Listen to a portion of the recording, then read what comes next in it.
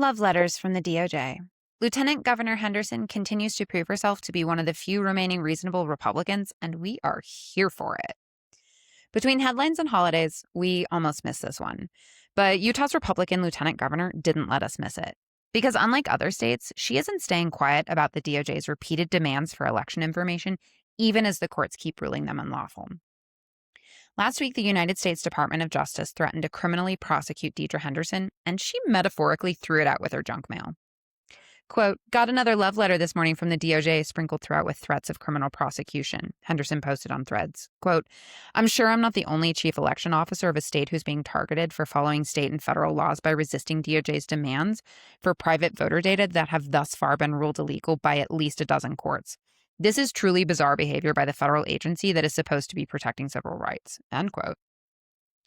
This is a Republican woman in one of the reddest states in America, a devout, conservative mother overseeing elections her own party wins in its sleep, publicly roasting prosecution threats from an administration her state voted for.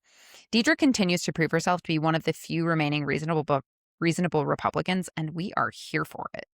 What's this all about again? Let's peek under the door on what the DOJ is actually asking for. They aren't looking for the public voter list that campaign volunteers use to knock on your door. They want the vault underneath.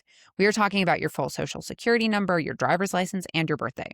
When states declined, citing the inconvenient detail that the law protects that information, the department sued 29 of them plus the District of Columbia, Utah included.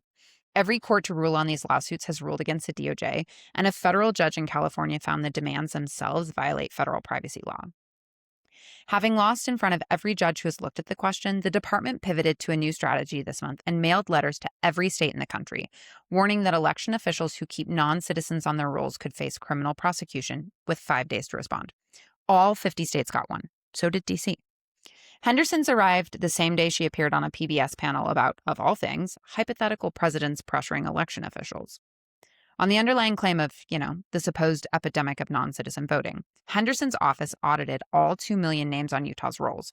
The final results, released in May, confirmed 27 non-citizens among more than 2 million registered voters, and only 13 of them had actually cast ballots since 2018.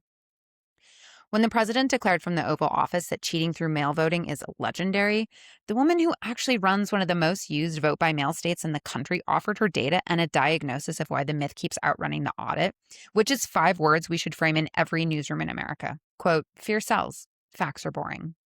Most people don't get love letters from the federal government.